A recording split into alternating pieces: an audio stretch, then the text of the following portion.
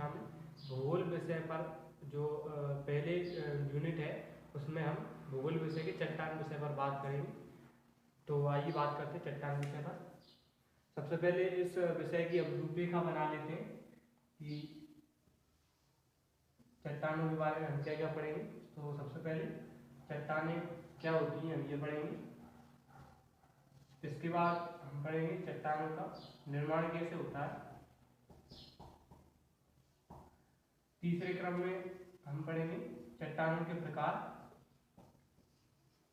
चौथे क्रम में चट्टानों के कुछ उदाहरण हम देख लेंगे और पांचवा पॉइंट हम बना लेते हैं कि उपयोगिता। हालांकि ये पॉइंट कोई ज़्यादा महत्वपूर्ण नहीं है, लेकिन फिर भी हम इस पॉइंट को पढ़ेंगे उपयोगिता। तो इस क्रम में रूपरेखा बना लेने के बाद बात करेंगे हम कि चट्टानें क्या होती हैं। तो पहले क्रम में हम देख लेते हैं कि चट्टानें क्या होती हैं। दोस्तों आप जानते होंगे कि पृथ्वी का विभाजन 3 वर्गों में किया गया है, क्रस्ट, मेंटल और कोर। हिंदी में जिसे कहते हैं भूपर्पटी, प्रभार और क्रोड। तो इस संबंध में क्रोड यानी कि भूपर्पटी पर पाए जाने वाले मुलायम और कठोर पदार्थ, भूपर्पटी पर पाए जाने वाले मुलायम और कठोर पदार्थों को हम क्या कहते हैं, चट्टान कहते हैं। एक बार फिर से रिपीट कर देता हूँ। क्रोड यानी पृथ्वी की सबसे ऊपरी परत में पाए जाने वाले मुलायम और कठोर पदार्थों को हम चट्टान कहते हैं।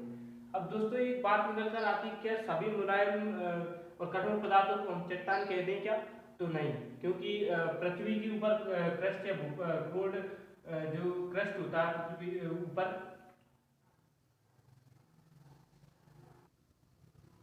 तो दोस्तों पृथ्वी की ऊपरी परत में पाए जाने वाले मुलायम और कठोर पदार्थों को हम चट्टान कहते हैं, लेकिन सभी पदार्थों को हम चट्टान नहीं कह सकते।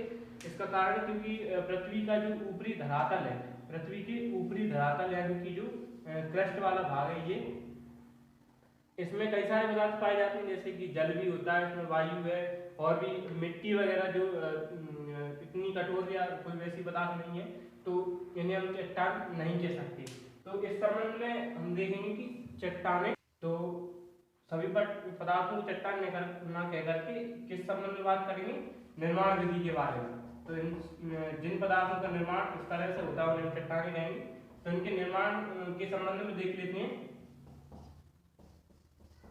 इनका निर्माण 2 रूपों में हम देखेंगे। पहले रूप भौतिक स्वरूप में हम देखेंगे या भौतिक क्रम जिसे कहते हैं, और दूसरे स्टेप पर हम बात करेंगे खनिजों का सम्मिश्रण। खनिजों का सम्मिश्रण। तो बात करते हैं पहले भौतिक क्रम की। भौतिक क्रम के अंतर्गत क्या आता है दोस्तों, आप जानते होंगे लावा और या फिर मैग्मा। आप 2 बातें जानते होंगे, लावा और मैग्मा किसे कहते हैं। पृथ्वी की जब ऊपरी जो पृथ्वी का जो आंतरिक भाग होता है, जैसे हम एक काट अगर देखें पृथ्वी के ऊपर आंतरिक भाग की, अगर ऐसे काट हम देख लें, ये जो पृथ्वी के आंतरिक भाग में देख लें हम, तो पृथ्वी के आंतरिक भाग में ये जो जमा होता है तरल पदार्थ, इसे हम क्या कहते हैं, मैग्मा कहते हैं। जब यही पदार्थ पृथ्वी की ऊपरी सतह पर आ जाता है तो इसे हम क्या कहते हैं, लावा कहते हैं। ये आंतरिक सतह में होता था इसे मैग्मा कहते हैं, ये जब ऊपरी सतह में आता था इसे लावा कहते हैं।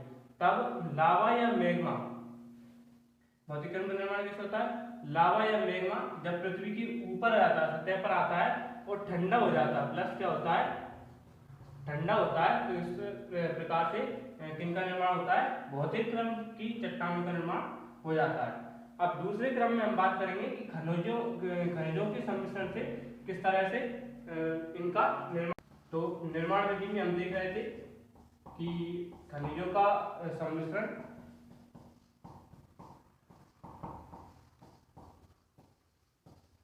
अब दोस्तों खनिजों से चट्टानों का निर्माण किस तरह से होता है ये हम देख लेते हैं। पृथ्वी के आंतरिक भाग में चट्टानों के निर्माण के लिए मुख्य प्रकार से 6 खनिज उत्तरदायी होते हैं। 6 प्रकार के खनिज उत्तरदायी होते हैं, जिनमें हम देख लेते हैं। पहले क्रम में ऑक्सीजन,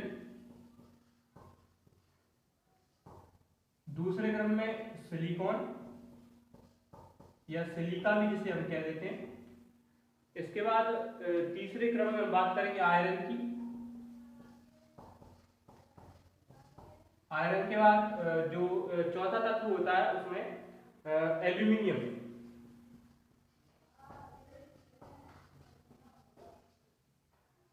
चौथा तत्व एल्यूमिनियम होता है। एल्यूमिनियम के बाद बात करेंगे हम कैल्शियम,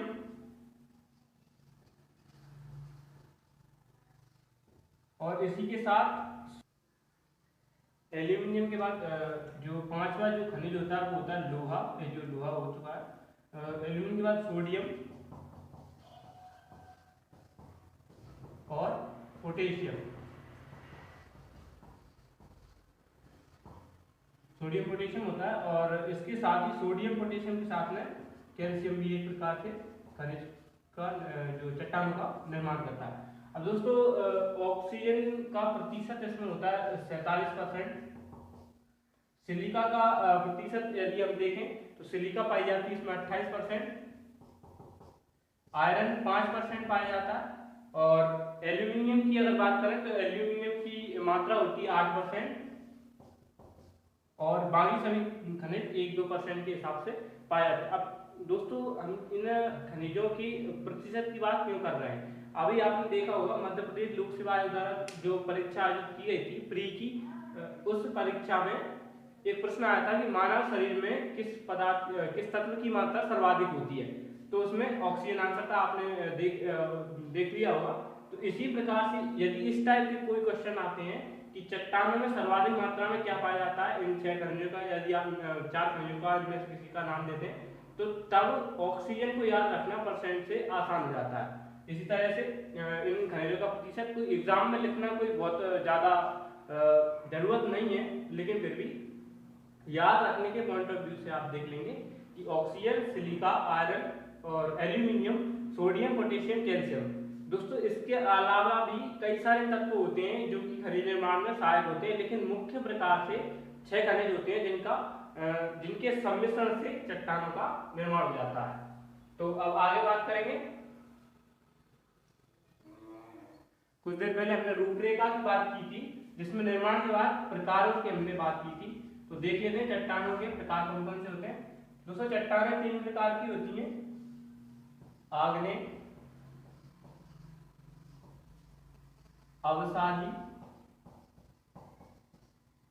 और रूपांतरित।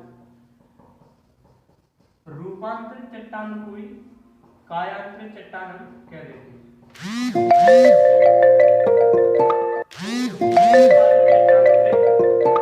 इन 3 प्रकार की चट्टानें पृथ्वी में पाई जाती है, आग्नेय, अवसादी और रूपांतरित। एक एक करके तीनों की बात कर लेते हैं।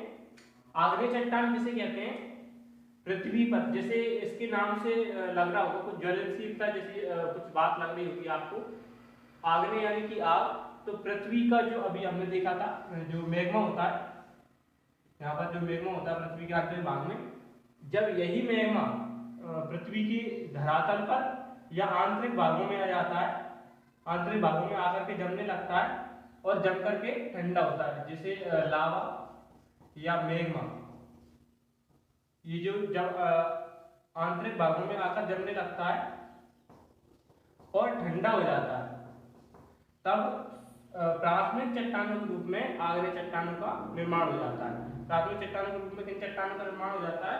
आग्नेय चट्टानों का निर्माण हो जाता है। अब आग्नेय चट्टानों की विशेषताओं के बारे में बात कर लेते हैं। जैसे कि आपने परिभाषा देखी कि जब लावा या मैग्मा पृथ्वी की ऊपरी सतह पर आकर या मध्यवर्ती सतह पर आकर ठंडा हो जाता है, तो इसे हम आग्नेय चट्टान कहने लगते हैं। अब आग्नेय चट्टानों की विशेषताओं के बारे में हम बात करेंगे कि आग्नेय चट्टानों की क्या क्या विशेषता है।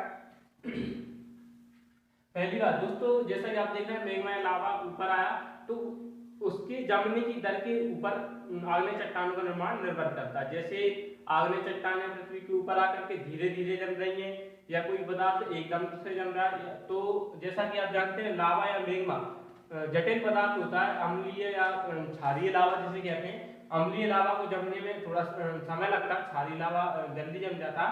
तो इस क्रम में लावा के जमने के ऊपर निर्भर करता है आगे चट्टानें किस प्रकार की बनेंगी। जब लावा या मैग्मा धीरे धीरे ठंडा होता है तब इसमें बनते हैं रवे। इसमें रवे बनते हैं। रवे किसे कहते हैं? बड़े बड़े शिलाखंड या भूखंड जब बनते हैं, भूखंड को रवे कहते हैं। जब ये बनते हैं और ठंडे होते हैं तब बड़े रूप में होते हैं तो इन्हें रवेदार चट्टान, आग्नेय चट्टान के रूप में बनते हैं जब ये बड़े बड़े बनते हैं।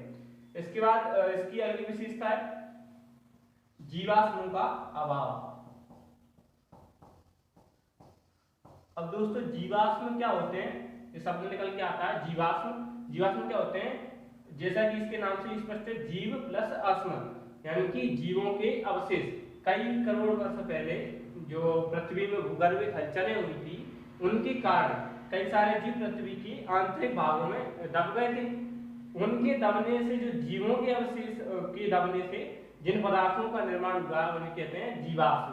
अब चूंकि जो आग्नेय चट्टान है वो प्राथमिक चट्टान है। आग्नेय चट्टान क्या है? इन्हें प्राथमिक चट्टान भी हम कह देते हैं। आग्नेय चट्टान क्या है? प्राथमिक चट्टान है। तो प्राथमिक चट्टानों में जीवों की क्रिया ऊपरी धरातल पर इतनी नहीं हो पाती। ऊपरी धरातल पर कोई जीव की क्रिया यहाँ पर नहीं हो पाती, तो जिसके कारण जीवों का कोई अवशेष उस आग्नेय चट्टान पर हमें देखने को नहीं मिलता। तो जीवाश्मों का अभाव होता है और इन्हें प्राथमिक चट्टान कहते हैं। प्राथमिक चट्टान क्यों कहते हैं इन्हें? क्योंकि ये लावा के ठंडे होने से सबसे पहले आग्नेय चट्टानों का निर्माण होता है। सबसे पहले आग्नेय चट्टानों का निर्माण होता है, इसलिए हमें प्राथमिक चट्टान कह देते हैं। अब दूसरी अगली बात जो आती, भौतिक या यांत्रिक प्रभाव। दोस्तों भौतिक या आंतरिक प्रभाव क्या होता है? भौतिक या आंतरिक प्रभाव क्या होता है? जीवों की क्रिया होती है तब उसे भौतिक प्रभाव कहते हैं। जब इस आग्नेय चट्टान पर यांत्रिक क्रिया होती है, यानी रासायनिक कोई क्रिया होती है, उसे यांत्रिक प्रभाव कह देते हैं। तो भौतिक या आंतरिक प्रभाव का कम पड़ता है इन पर, क्योंकि प्राथमिक चट्टानें होती हैं, ऊपरी चट्टानें होती है, जो भौतिक और यांत्रिक प्रभाव इन पर कम पड़ जाता है। इसके बाद विघटन और वियोजन की बात करते हैं। विघटन और वियोजन क्या होता है? विघटन यानी कि भौतिक अवस्था में किसी अणु का दो भागों में टूट जाना। भौतिक अवस्था में क्या कहलाता है? विघटन कहलाता है। और यही अवस्था वियोजन के रूप में, यानी कि जब यही अवस्था रासायनिक हो, दो रासायनिक अणु हो, तब इनका टूटना हम क्या कहते हैं? वियोजन कहते हैं। तो भौतिक रूप से विघटन होता है, रासायनिक होता है वियोजन। विघटन और इनका वियोजन दोनों क्या होते हैं? कम होते हैं, क्योंकि प्राथमिक चट्टानें ज्यादा जीवों की क्रिया होती नहीं है इस पर, इसलिए भौतिक वियोजन और ये कम होती है इन पर। दूसरी यदि दोस्तों हम बात करें कि ये संपन्न चट्टानें क्या है? ये आग्नेय चट्टानें संपन्न चट्टानें कैसे कहते हैं? क्योंकि इनमें खनिजों की मात्रा सर्वाधिक होती है। आपने अभी देखा कि 6 प्रकार से खनिजों का इनमें निर्माण हो रहा है, तो खनिज अधिक मात्रा में होंगी, तो इस प्रकार से खनिजों की प्राप्ति हमें इन चट्टानों से होती है, इसलिए हम इन्हें संपन्न चट्टानें कह देते हैं। अब दोस्तों आगे बात करते हैं चट्टानों के प्रकारों की बात हम करते हैं कि आग्नेय चट्टानें कितने प्रकार की होती हैं। तब आग्नेय चट्टान दो प्रकार की होती हैं मुख्य रूप से बनने के रूप में। एक तो अंतर्निर्मित आग्नेय चट्टान होती हैं और दूसरी होती हैं बाह्य निर्मित आग्नेय चट्टान। अब अंतर्निर्मित आग्नेय चट्टानें फिर से दो प्रकार की होती हैं, पाताली और दूसरी मध्यवर्ती। बात करते हैं अंतर्निर्मित चट्टान आग्नेय चट्टानों की। अंतर्निर्मित का क्या अर्थ है? अंतर मतलब कि अंदर, पृथ्वी के अंदर आंतरिक भागों में जब लावा जम जाता है, मतलब ये परस्पर नहीं आ पाता, आंतरिक भागों में जब ये लावा जम जाता है तब किन प्रकार की आग्नेय चट्टान का निर्माण होता है? अंतर्निर्मित आग्नेय चट्टानों का। ये दो प्रकार की बताई थी मैंने, पातालीय और मध्यवर्ती। पातालीय यानी कि पृथ्वी के पाताल के रूप में, पाताल यानी कि वही अंदर की बात होती है। पाताल के रूप में जब ये चट्टानें जम जाती हैं तो इन्हें पाताली अंतर्निर्मित आग्नेय चट्टान कह देते हैं। और जब यही चट्टानें मध्यवर्ती यानी पृथ्वी के प्रवाह जो 3 परतों में विभाजित होता है, पृथ्वी के प्रवाह में आकर जमने लगती हैं, किस आकार में जमती है? पृथ्वी के जो ज्वालामुखी उद्भेदन के रूप में पृथ्वी के ऊपर जो जमती हैं, कैसी? मध्यवर्ती अवस्था में, यानी कि मेग्मा जो प्रवाह है उसके ऊपर जमने लगता है, तो इसे कह देते हैं हम मध्यवर्ती आग्नेय चट्टान। तो अब आगे हम बात करते हैं मध्यवर्ती आग्नेय चट्टान के बाद बाह्य निर्मित आग्नेय चट्टानों की। बाह्य मतलब नाम से स्पष्ट हो रहा है, बाहर निर्मित आग्नेय चट्टानें, यानी कि पृथ्वी के या बाहर जो मेग्मा लावा निकलता है पृथ्वी के बाहर, उससे बाहर यानी कि पृथ्वी की भूपर्वटी पर निर्मित चट्टानों को आग्नेय चट्टानों कह देते हैं बाह्य निर्मित आग्नेय चट्टान। अब दोस्तों बाह्य निर्मित आग्नेय चट्टानों के बाद इन चट्टानों के जो आगे इनका रूपांतरण होता रहता है, तो उसमें काली मिट्टी का निर्माण इससे होता है। काली मिट्टी जिसे हम रेगुर मृदा भी कहते हैं, इसका निर्माण इससे हो जाता है। तो ये दो प्रकार की अंतर्निर्मित और बाह्य निर्मित।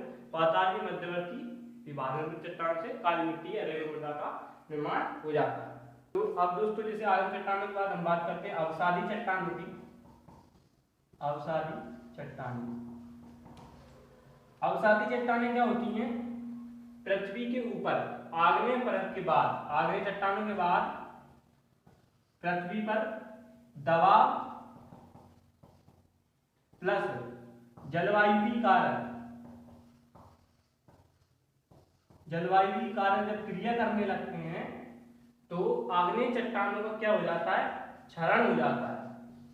आग्नेय चट्टानों का क्षरण होने लगता है, तब किन चट्टानों का निर्माण होता है? अवसादी चट्टानों का निर्माण होता है। तो इस प्रकार से अवसादी चट्टानें बनती हैं। अब बात करते हैं इनकी कुछ विशेषताओं की। अवसादी चट्टानों की विशेषताओं की बात करते हैं तो पहली बात, ये प्रस्तरित होती है। प्रस्तरित यानी क्रम में होती है, यानी कि एक प्लेट ये बनी, उसके बाद दूसरी, इसके बाद तीसरी, चौथी, इस तरह से प्रस्तरित चट्टानें होती हैं, यानी कि परतदार, या फिर इन्हें परतदार भी कहते हैं अपन, या परतदार चट्टानें भी होती हैं। इसके बाद दूसरे क्रम में इनकी बात करते हैं जीवाश्म पाए जाते हैं। जीवाश्म पाए जाते हैं इन चट्टानों में, जीवाश्म पाए जाते हैं। जीवाश्म क्यों पाए जाते हैं? देखिए, ये मान लीजिए ये कोई आग्नेय चट्टान है, ये कोई एक आग्नेय चट्टान है। जब इसका क्षरण हुआ, यानी कि इसके ऊपर जीवों की क्रिया हुई या जलवायु कारक, भौतिक कारक, यांत्रिक कारकों का प्रभाव हुआ, तो ये टुकड़ों में टूट जाएगी चट्टान, आगे जाकर के अवसाद के रूप में बचेगी। हाँ दोस्तों, अवसाद एक शब्द अभी उसमें आता, सॉरी बता नहीं पा रहा। अवसाद क्या होते हैं? चट्टानों के छोटे छोटे टुकड़े जो टूट जाते हैं उन्हें अवसाद कहते हैं। तब छोटे छोटे टुकड़े अवसाद कहलाते हैं। जब यही अवसाद के ऊपर जीवों की क्रिया होने लगती है। किनकी क्रिया होने लगती है? जीवों की क्रिया जब होने लगती है, जीवों की क्रिया होती है, जल वायु और जलवायु कारक की क्रिया होती है, तब जीवों का अवशेष इनमें पाया जाता है, यानी कि जीव इसमें मर जाते हैं, कुछ और पदार्थ इनमें ऊपर रह जाते हैं, और इसके बाद कोई दूसरी क्रिया होती है इसके ऊपर, तब ये जीव इसी में दबकर रह जाते हैं। तो इनसे क्या बनता है? जीवाश्मों का निर्माण हो जाता है। इसके बाद बात करेंगे भौतिक और यांत्रिक कारक। दोस्तों अभी इसके पहले जो रूपरेखा हमने देखी थी, उसके रूप में आग्नेय चट्टानों के संबंध में देखा था जो पॉइंट, वही पॉइंट इसके लिए भी यूज करेंगे। भौतिक यांत्रिक कारकों का प्रभाव क्या होता है? अधिक होता है, यानी भौतिक यांत्रिक प्रभाव में ज्यादा प्रभावी हो जाते हैं। तो इस तरह से अवसादी चट्टानें होती हैं। तो दोस्तों इस तरह से आपने देखा अवसादी चट्टानों के बारे में। अब हम बात करते हैं रूपांतरित या कायांतरित चट्टानों की। रूपांतरित या कायांतरित चट्टानों की। रूपांतरित, जैसा कि नाम से ही आपको स्पष्ट हो रहा होगा, रूपों का अंतरण, रूप का अंतरण, रूप का अंतरण हो रहा है, यानी कि रूप में परिवर्तन हो रहा है, इसलिए जिन चट्टानों का निर्माण होता है उन्हें कहते हैं रूपांतरित चट्टानें। अब किस प्रकार की चट्टानों का परिवर्तन होगा? अवसादी चट्टानों का जब परिवर्तन होगा या रूपांतरण होगा, तो किस प्रकार की चट्टानें बनेंगी? रूपांतरित चट्टानें बन जाएंगी। यानी कि अपसारी चट्टान जब और टूट जाती है तो रूपांतरित चट्टानों का निर्माण होता है। अब दोस्तों बात करते हैं रूपांतरित चट्टानों की विशेषताओं की बात। रूपांतरित चट्टानों की विशेषताओं की बात कर लेते हैं। तो इनमें जीवाश्मों का अभाव होता है। जीवाश्मों का अभाव क्यों होता है? क्योंकि जो अपसारी चट्टानें उनमें और क्रियाएं होती हैं और जीवाश्म क्रियाएं होती हैं, जीवाश्म की जलवायु और रासायनिक क्रिया होती है, जिसके कारण जीवाश्मों का इनमें अभाव पाया जाता है। रूपांतरित चट्टानों का निर्माण किन कारणों से होता है और ये भी देख लेते हैं। ताप प्लस दबाव की इनमें अधिकता होती है, ताप और दबाव इनमें अधिक पाया जाता है और इसके बाद जीवाश्म पाए नहीं जाते। और सबसे बड़ी बात, ये कठोर चट्टानें होती हैं। कैसी चट्टानें होती हैं? ये कठोर चट्टानें होती हैं। कठोर चट्टानें क्यों होती है? क्योंकि ताप और दबाव की क्रिया जब इनमें होने लगती है, अब सारी चट्टानों में ताप और दबाव की क्रिया होती है तो इनमें कठोरता आ जाती है, इसलिए कठोर चट्टानें होती हैं। तो दोस्तों ब्रीफ में अभी डिटेल में हमने समझा था आग्नेय अपसारी और रूपांतरित चट्टानों के बारे में। अब ब्रीफ में एक बार देख लेते हैं इन चट्टानों के बारे में शॉर्ट नोट्स के रूप में। तो आग्नेय चट्टानों का जब उत्थान, आग्नेय चट्टानों का निर्माण होता है, अपक्षय होता है और अपरदन होता है, तब अपसारी चट्टानों का निर्माण होता है। जब अपसारी चट्टानों का दफन यानी कि दब जाती है, ताप और दबाव का प्रभाव पड़ता है, तो आग्नेय चट्टानों का निर्माण होता है। दोस्तों दो शब्द इसमें निकल कर आते हैं, अपक्षय और अपरदन। अपक्षय और अपरदन क्या होता है? जैसे कि ये जो कोई चट्टान है, ये अपने स्थान पर चट्टान जब अपने ही स्थान पर टूटने लगती है, कई सारे टुकड़ों में धीरे धीरे टूटने लगती है, तो इसे क्या कहते हैं? इसका अपक्षय हो रहा है, यानी कि इसका ये टूट रही धीरे धीरे। अपरदन किसे कहते हैं? जब इसमें और दरारें पड़ जाती हैं और अन्य क्रियाएं होती हैं और कई सारे और टुकड़ों में पूर्ण रूप से टूट जाती है और एक जगह जम जाती है, दूसरी जगह पर जाकर के जम जाती है, तो इसे हम अपरदन कहने लगते हैं। बड़ी बड़ी दरारें इसमें पड़ जाती है तो इसे अपरदन कहने लगते हैं। तो अपक्षय और अपरदन उत्थान की क्रियाओं से अपसारी चट्टानों का निर्माण हो जाता है। इसके बाद अपसारी चट्टान जब दब जाती हैं और उन पर ताप और दबाव का प्रभाव पड़ता है, तो रूपांतरित चट्टानों का निर्माण होता है। जब रूपांतरित चट्टानों का उत्थान, अपक्षय और अपरदन होता है तो अपसारी चट्टानों का निर्माण हो जाता है। इसी तरह से दोस्तों आग्नेय चट्टान जब नए रूप में आती है, इनके ज्यादा अपक्षय अपरदन हो जाता है यानी पुनर्नवाकरण हो जाता है, तो रूपांतरित चट्टानों का निर्माण हो जाता है। और जब रूपांतरित चट्टानें संगलन यानी कि गलना, संगलन को भी कहते हैं गलना, गलन की क्रिया यानी कि पृथ्वी की अंदर ताप में जाकर के ये गल जाती है जब ये चट्टानें, तो आग्नेय चट्टानों का निर्माण हो जाता है। किससे? रूपांतरित चट्टानों से आग्नेय चट्टानों का निर्माण हो जाता है। नेक्स्ट दोस्तों बात करते हैं उदाहरण की, इनके चट्टानों के कुछ उदाहरणों की हमने रूपरेखा में बात की थी। तो आग्नेय चट्टानों के उदाहरण के रूप में तीन प्रकार चट्टानों की हमने बात की थी, अंतर्निर्मित, बाह्य निर्मित। अंतर्निर्मित में दो थी, पाताली और मध्यवर्ती। इनके उदाहरण के रूप में ग्रेनाइट, पाताली यानी पृथ्वी के अंदर ही निर्मित होती है, मध्यवर्ती स्थिति में डोलामाइट और मैग्नेटाइट का निर्माण हो जाता है। आप जानते होंगे डोलामाइट और मैग्नेटाइट अयस्क भी है और मध्यवर्ती स्थिति में डोलामाइट और मैग्नेटाइट का निर्माण हो जाता है। बाह्य आग्नेय के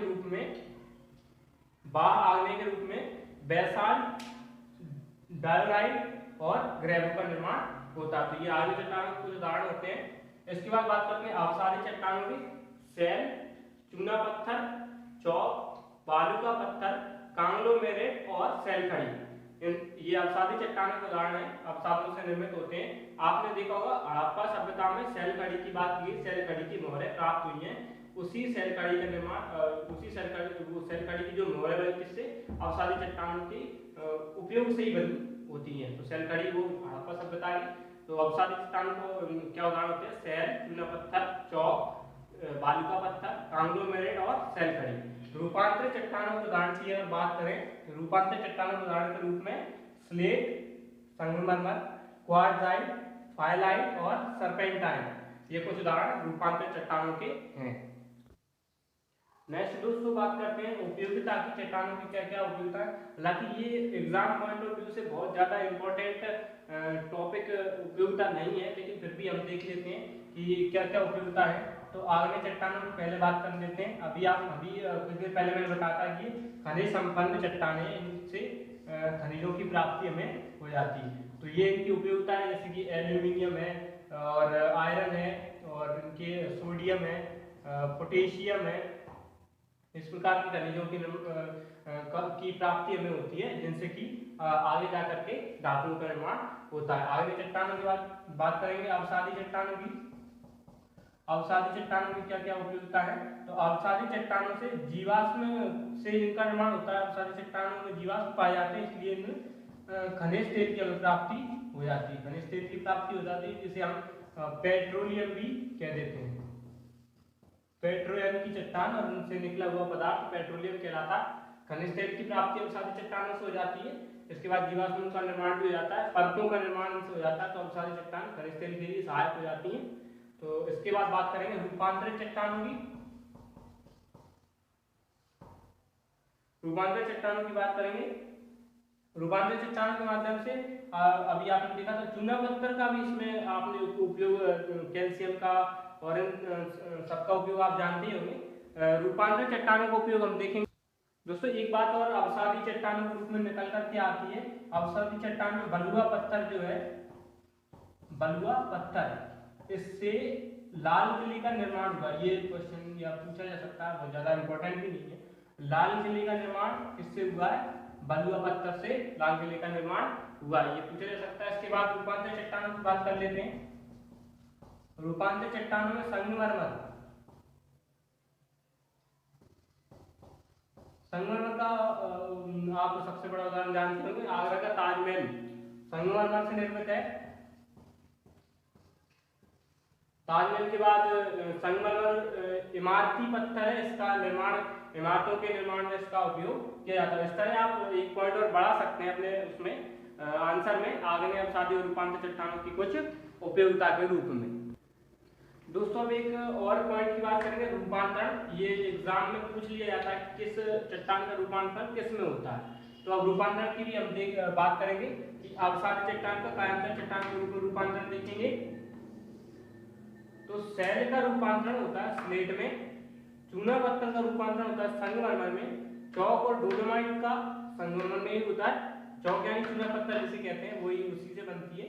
बालू का पत्थर का क्वार्टजाइट में, कांग्लोमेरेट का क्वार्टजाइट में, कांग्लोमेरेट या ये जो क्वार्टजाइट में इनका रूपांतरण हो जाता है। एग्जाम में ऐसे पूछ लिया जाता है कि आपसे कभी कभी कि सेल का रूपांतरण किस में होता है, तो आप बता देंगे स्लेट में होता है। हालांकि चूना पत्थर संगमरमर तो नहीं पूछेंगे, पूछ भी सकते हैं। तो चूना पत्थर संगमरमर, चौक, स्लेट, डोलोमाइट का किसमें होता है? संगमरमर में। बालू का पत्थर का होता है क्वार्टजाइट में, कांग्लोमेरेट का होता है क्वार्टजाइट में। इसके बाद दोस्तों कुछ आग्नेय चट्टानों का रूपांतरण हम देख लेंगे। आग्नेय चट्टानों में ग्रेनाइट का रूपांतरण होता है, जिसमें नीच में हो जाता है, बेसाल्ट का एम्फीबोलाइट में, और फिर एक और तरीके से रूपांतरण होता है बेसाल्ट का सिस्ट में।